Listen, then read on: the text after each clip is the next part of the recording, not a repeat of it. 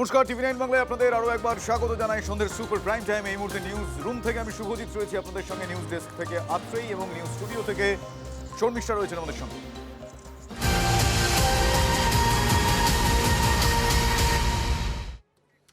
আর প্রথমেই যে খবরে চোখ রাখতেই হবে, গোপন ডায়েরি। আবারও তৃণমূল জমানার কোনো গোপন ডায়েরির খোঁজ সামনে আসলো।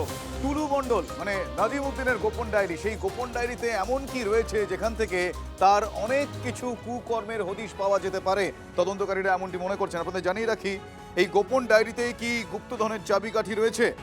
পাথর সম্রাট টুলু মণ্ডলের ডায়েরি এবার পুলিশের হাতে। নির্বিঘ্নে পাথর পাচারের জন্য কোন অফিসারকে কত মাসোয়ারা দেওয়া হতো তা লেখা রয়েছে টুলুর ডায়েরিতে। ডায়েরিতে নাম রয়েছে বেশ কিছু প্রশাসনিক শীর্ষকর্তাদের। মানে 15 বছর ধরে তৃণমূল কংগ্রেস যখন ক্ষমতায় ছিল সে সময় তারা নির্বিঘ্নে পাথর পাচারের জন্য এই ধরনের কিছু নোট তিনি লিখে রাখতেন দিনের পর দিন।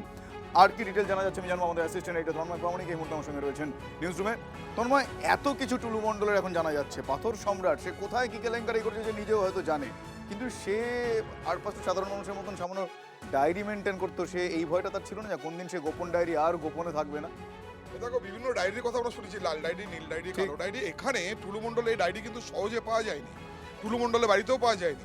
মীনার মণ্ডলের বাড়িতে যখন সার্চ হয়, তার ম্যানেজারদের বাড়ি সার্চ হয়, তার একাধিক সহকর্মী বাড়ি সার্চ হয়, তার যে ছাপাখানা, গোপন ছাপাখানা, সেখানে যখন সার্চ হয়, সেখান থেকে এই ডায়েরিটি আপাতত পুলিশের হাতে এসছে। এখানে নাকি গিজগিজ করছে একাধিক প্রশাসনিক কর্তার নাম, অর্থাৎ প্রশাসনের কর্তা, জেলা পরিষদের কর্তা, মানে সরকারি অফিসার, এরা প্রত্যেকেই একদম টপ লেভেল থেকে। কেউ কেউ বলছেন আইএএস এর নামও থাকতে পারে, এখানে আইপিএস এর নামও থাকতে পারে, সেই সম্ভাবনার কথা রয়েছে। কিন্তু এখনো পর্যন্ত পুলিশ সেটা প্রকাশ্যে আনেনি যে কার কার নাম রয়েছে। পরিষ্কার করে বলা হচ্ছে গিজগিজ করছে সরকারি আধিকারিক, প্রশাসনিক শীর্ষ কর্তাদের একাধিক জনের নাম। 1, 2, একদম সাব ডিভিশন লেভেলে, মহকুমা স্তরে একাধিক কর্তার নাম, পুলিশ প্রশাসনের বিভিন্ন অফিসারের নাম। এরা কে কত টাকা পেতেন, কাকে এক থোকে টাকা দেওয়া হয়েছে, কারা প্রত্যেক মাসে মাসোয়ারা সিস্টেমে, অর্থাৎ সেটা লাখের বিচারে হোক বা আরো বেশি বিচারে হোক, সেই টাকা পেতেন। এবং একদম জেলা শাসকের করণ মানে office, DM office, SP office, অন্যদিকে আরো অন্যান্য যে সমস্ত অফিস রয়েছে, ভূমি রাজস্ব দপ্তর অফিস, সেখানকারও একাধিক জনের নাম রয়েছে এই ডায়েরিতে। যে নামের সূত্র ধরে আরো একটা বিষয় আমার খুব মনে হচ্ছে, যে ডায়েরি যখন কেউ লিখছেন, তিনি নিজের হাতে ডায়েরি লিখছেন, এটা তাকে কলমে লিখতে হচ্ছে। আমরা জানি যে কোনো ধরনের অপরাধ দমনের ক্ষেত্রে বা অপরাধকে এই মুহূর্তে নোটিস করার জন্য গ্রাফোলজি খুব ইম্পর্টেন্ট একটা পার্ট হয়ে দাঁড়িয়েছে। সেই হাতের লেখা বিশ্লেষণে তার মগজে কি দুর্নীতির বাসা চলতো সেটা বার করার সম্ভাবনাও তাহলে হচ্ছে। সম্ভাবনা, এটা তো একদম তদন্তের পার্টের মধ্যেই পড়ে তুমি যেটা বলছো।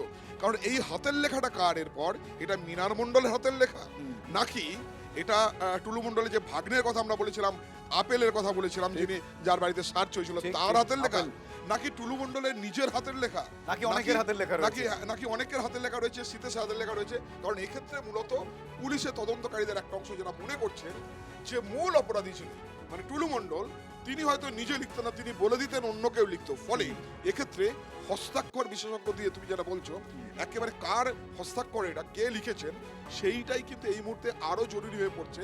তাহলে তাকে ধরে তাকে কে নির্দেশ দিত, কোথা থেকে এই টাকাগুলো কোথায় যেত, আরো হদিশ মিলবে।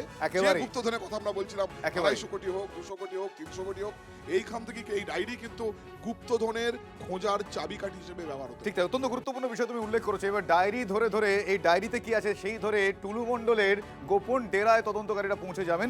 কিন্তু এই যে ডায়েরি পাওয়া, তৃণমূল জমানার ডায়েরিটাও একটা সংস্কৃতি হয়ে উঠেছিল, যেই গোপন ডায়েরিতে বেশ কিছু গোপনও কথা লেখা থাকতো, যার গোপনও থাকেনি। এই মুহূর্তে আমাদের সঙ্গে টেলিফোন লাইনে রয়েছেন বিজেপির প্রধান মুখপাত্র দেবজিৎ সরকার। দেবজিৎ বাবু, আবারও মানে বদলের বাংলায় নতুন সরকার চলে এসছে, বদলের বাংলায় নতুন সরকারের জিরো টলারেন্স চলছে, সেখানেও হ্যাংওভার কাটেনি ডায়েরির, কি বলবেন? না, এই ডায়েরির হ্যাংওভার নয়, ডায়েরিটা তো বদলের সরকারের সময় হয়নি, হয়েছিল ওই নিজেদের পকেটের দিন বদলের সরকার যখন 15 বছর ধরে চলেছে সেই সময়। মনে রাখবেন যে নাজিব উদ্দিন মণ্ডল, আপনারা যাকে বারবার ওর নিকনেমটাই ব্যবহার করছেন টুলু মণ্ডল বলে, কিন্তু নাজিম উদ্দিন মণ্ডল আর ওর ভগ্নিপতি মীনার মণ্ডল, আর তারপরে হচ্ছে ওদের যে হিসাব রক্ষক রকিউল ইসলাম, এদের সবাইকে আটক করা হয়েছে। এদেরকে মাঝে মাঝেই ডেকে পাঠানো হচ্ছে, এদেরকে দেখা হচ্ছে ইত্যাদি। কিন্তু মুশকিল হচ্ছে যে এরা বিভিন্ন সময় এই পাথর খাদানের একজন ম্যানেজার পাওয়া গেছে ইফাজুল হক, তাদের বাড়িতে যেসব তল্লাশি হয়েছে ইত্যাদি হয়েছে সেখান থেকে ডায়েরি পাওয়া গেছে, এবং ডায়েরিতে তো ভর্তি তৃণমূলের লোকেদের নাম, ঠিক। এবং সেটাই তো স্বাভাবিক। তৃণমূলের সময় নিয়মই ছিল 75-25-এর ডক্ট্রিনেশন, এবং এই ইন্ডক্ট্রিনেশনটা এরকম যে 75% যা লুটপাট করবে সেটা তৃণমূলেরকে পাঠিয়ে দেবে, তৃণমূল থুড়ি ওই কালীঘাট কিংবা শান্তির কি একটা জায়গা আছে কলকাতায় সেখানে পাঠিয়ে দেবে মুড়ি ট্রেনের মধ্যে করে, আর বাকি রইলো যেটা সেটা দিয়ে ওই দেখেছেন তো কি গ্র্যান্ডার, মেয়ের বিয়ে, সেসব কিছু হয়েছে। দেবজিৎ একটা জিনিস মনে হচ্ছে এত গ্র্যান্ডারেও তারা একেবারে প্রিমিটিভ একটা মেজার, মানে ডায়েরি লিখে হাতে তারা গোপনে প্রমাণ রেখে দিচ্ছেন এইভাবে, এটাতেও অনেকগুলো সন্দেহ দানা বাঁধে না? কি মনে হয় আপনার? না না, কোনো সন্দেহ দানা বাঁধে না। ডায়েরি বারবার পাওয়া গেছে, হ্যাঁ। বোগসের সময় ডায়েরি পাওয়া গেছিল, খেয়াল করবেন, এবং বিভিন্ন সময় ডায়েরি পাওয়া গেছিল। মানুষের কিছু কিছু প্রিমিটিভ নেচার থাকে, মানুষ হাত দিয়েই ভাত খায়, পা দিয়ে ভাত খায় না। ঠিক। এবং সবাই জানে ডিজিটাল ফুটপ্রিন্ট, যারা জানেন তারা এটা জানেন যে ডিজিটালি কোনো কিছু সংরক্ষণ করার থেকে ডায়েরিতে সংরক্ষণ করা ভালো, কারণ তৃণমূল আমলে সবাই ডায়েরি জলে ডোবাতো, আগুনে পোড়াতো ইত্যাদি করতো, কিন্তু ডিজিটাল অত্যন্ত গুরুত্বপূর্ণ একটা বিষয় আপনি উল্লেখ করলেন, ডিজিটালি অনেক সময় অনেক কিছু রিট্রিভ করা যায়, কিন্তু ডায়েরি পুড়িয়ে দিলে সব নথি চলে যাবে, এই একটা মানসিকতা থেকে তারা দিনের পর দিনে গোপন ডায়েরি মেনটেন করেছেন।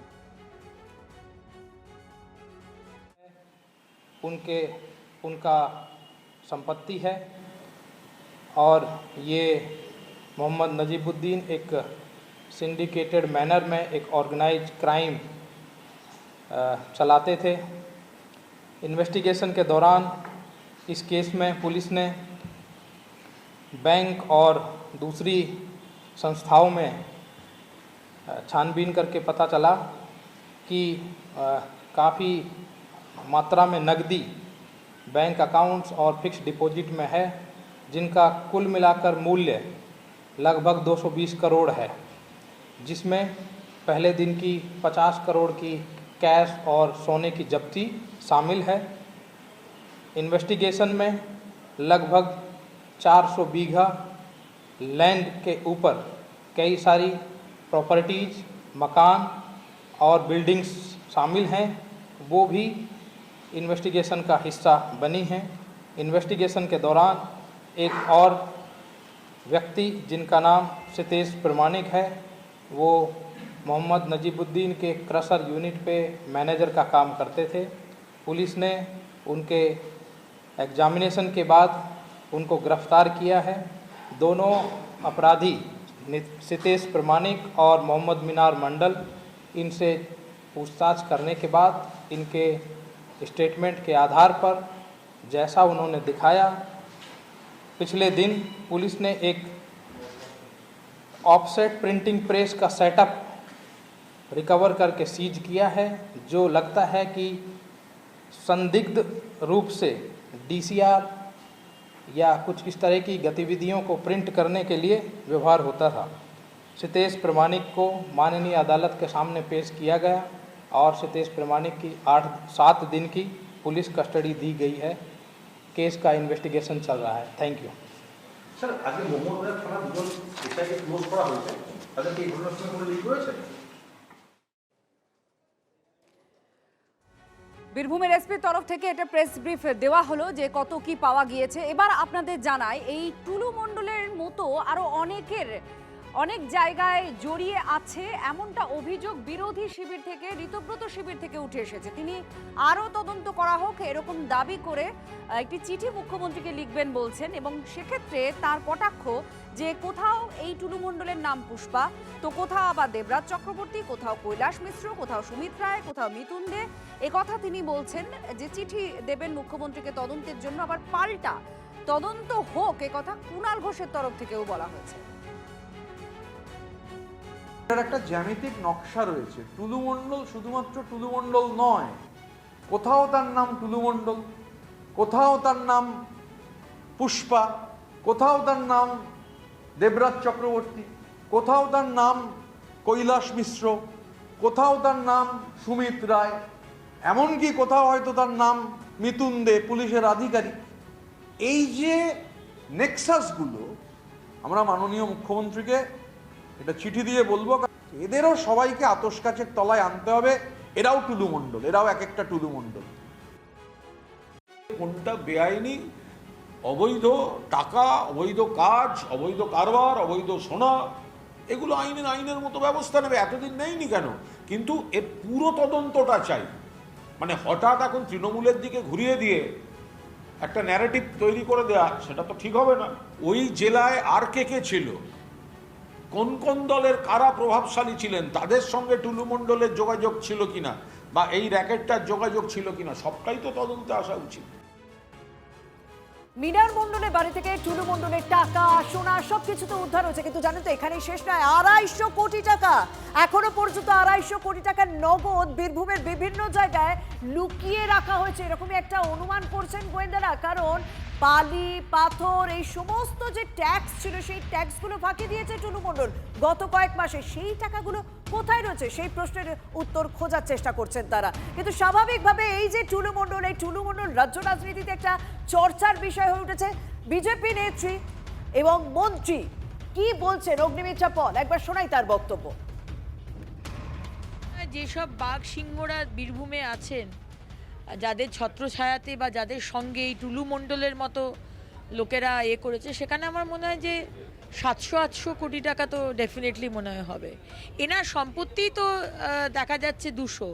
তাহলে আজকে এত বড় বড় বাঘ যারা রয়েছে, মানে আমি কমে বললাম 800 কোটি টাকা আর কি। রাজ্যের পুর নগর উন্নয়ন মন্ত্রী অগ্নিমিত্রা পালের বক্তব্য শুনলেন। স্বাভাবিকভাবে পুরো বিষয়টাই যাচ্ছে তৃণমূল কংগ্রেসের দিকে, অর্থাৎ গত শাসক দলের দিকে। তাদেরই দায়। স্বাভাবিকভাবে কুণাল ঘোষ, কালীঘাট মন্ত্রী, তৃণমূল কংগ্রেস বিধায়ক, তিনি কি বলছেন শুনবো। টুলু মণ্ডল ব্যাপারে আমার কোনো ধারণাই নেই। বীরভূমের যারা নেতৃত্ব, সব দলের যারা বীরভূম থেকে উঠেছেন, প্রতিষ্ঠিত হয়েছেন, তারা এসব বলতে পারবেন যে একটা লোক এত বাড়ছে, তার কোনটা বৈধ কোনটা অবৈধ এইভাবে তো বলা সম্ভব না। আর আমাদের এর মধ্যে আমি রাজনীতির কিছু, যদি অবৈধ কিছু থাকে ব্যবস্থা হবে। তো এখন তো 2-3 মাস হয়ে গেল একটা গভর্নমেন্টে, তার আগে 6 মাস বিজেপির নিয়ন্ত্রণে ছিল পুলিশ, ইলেকশন কমিশনকে দিয়ে যে কোনো পোস্টিং করানো হয়েছে, তো এতদিন ব্যবস্থা হয়নি বা কেন?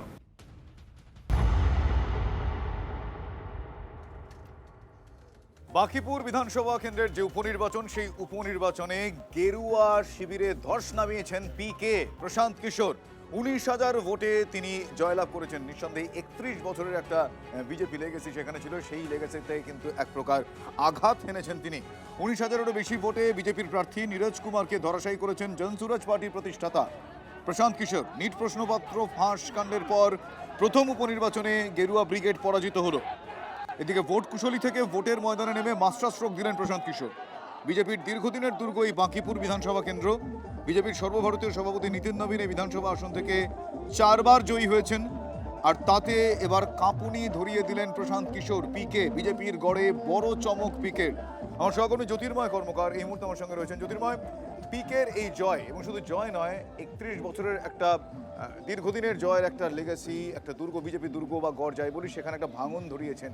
কোন কোন ফ্যাক্টরগুলো এক্ষেত্রে কাজ করলো বলে মনে হয়? মূল ফ্যাক্টর কি কি? নিট প্রশ্নপত্র ফাঁস এবং দেখো, প্রশান্ত কিশোরের জয়ের থেকেও বোধহয় অনেক বড় খবর যে বিজেপি সর্বভারতীয় সভাপতি নিতিন নবীন যে আসন ছেড়ে এসেছেন, যে আসনে প্রায় কয়েক দশক ধরে তিনি এবং তার পরিবারের সদস্যরা জিতে এসেছেন, যে কেন্দ্রকে বিজেপির গড় বলে মানা হয়, সম্রাট চৌধুরী বিহারের মুখ্যমন্ত্রী যে কেন্দ্রকে দুর্গ বলে দাবি করেছিলেন, সেই জায়গাতে বিজেপি পর্যদস্তু হয়েছে, সেই জায়গাতে বিজেপি হেরে গিয়েছে। 2025 সালে বিহার নির্বাচনের সময় যখন জনসুরাজ পার্টি লড়াই করছে, সেই সময় প্রশান্ত কিশোর তিনি নিজে লড়াইয়ের ময়দানে নামেননি, তিনি নিজে ভোটে দাঁড়াননি। আর এবারে বাঁকিপুরে তিনি আগে থেকেই তিনি পালসটা বুঝতে পেরেছিলেন। যে খবর সূত্র মারফত আমাদের কাছে এসে পৌঁছচ্ছে যে কেন এই পরিবর্তন, কেন এই বিরাট ধাক্কা, সেই ক্ষেত্রে কয়েকটা বিষয় খুব স্পষ্টভাবে উঠে আসছে। এক, অবশ্যই সরকারের বিরুদ্ধে প্রতিষ্ঠান বিরোধিতার হাওয়া। দীর্ঘদিন ধরে নীতিন নবীন যাকে বিজেপি সর্বভারতীয় সভাপতি পদে আসীন করা হয়েছে, কিন্তু তার ব্যক্তি হিসেবে গ্রহণযোগ্যতা, দলকে প্রতিষ্ঠা করার ক্ষেত্রে গ্রহণযোগ্যতা তা যে কোথাও ঘাটতি থেকে গিয়েছিল তা কিন্তু এই নির্বাচন স্পষ্টভাবে বুঝিয়ে দিল। অপর দিক থেকে ব্যক্তি হিসেবে নিজের ওয়েট সম্পূর্ণভাবে তিনি যে প্রয়োগ করতে পেরেছেন সেটা প্রশান্ত কিশোরের জয় থেকেই স্পষ্ট। আরেকটি বিষয় উঠে আসছে, তা হচ্ছে আপার কাস্ট কায়স্থ, মূলত তাদের মধ্যেই বিজেপির আধিপত্য সম্পূর্ণভাবে সীমাবদ্ধ ছিল বলে এই মুহূর্তে উঠে আসছে তথ্য অনুযায়ী।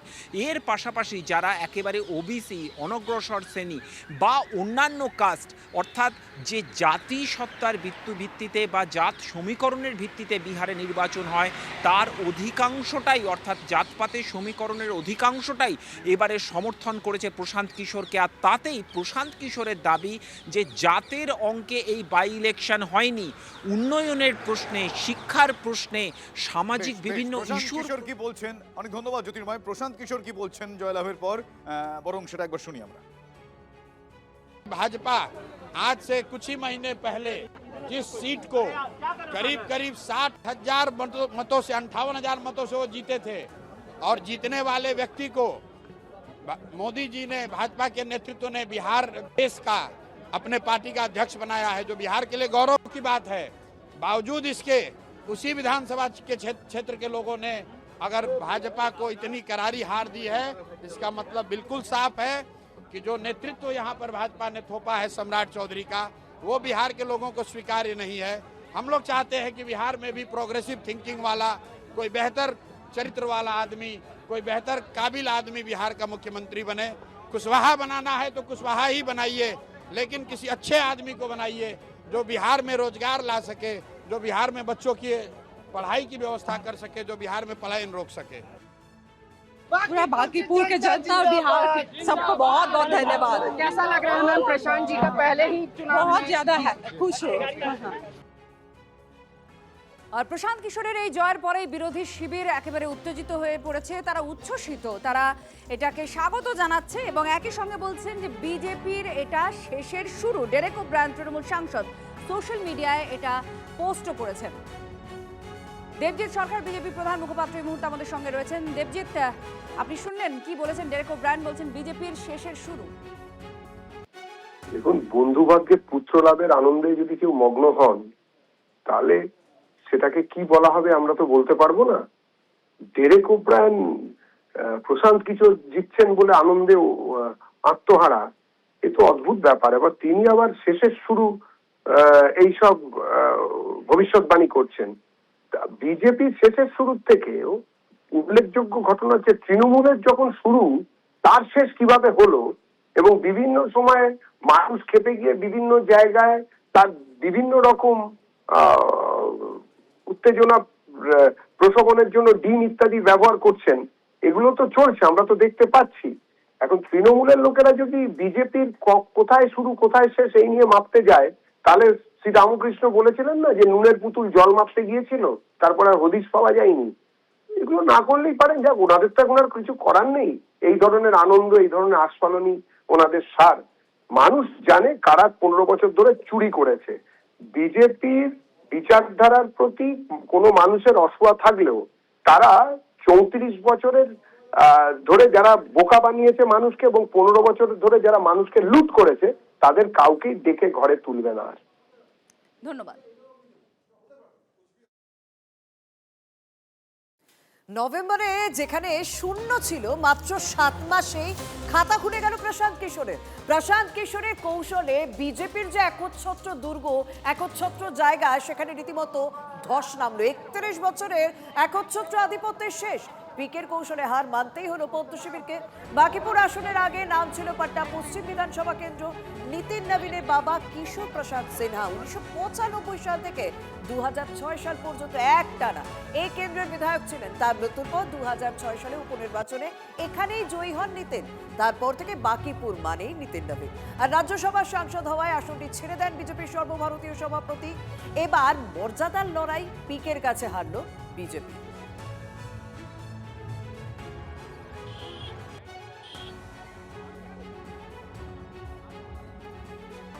বিজেপির দুর্গে ধস নামলো আর স্বাভাবিকভাবে এই দুর্গ যে তিনি ছিনিয়ে নিলেন প্রশান্ত কিশোরকে শুভেচ্ছা বিহারের মুখ্যমন্ত্রী সম্রাট চৌধুরী।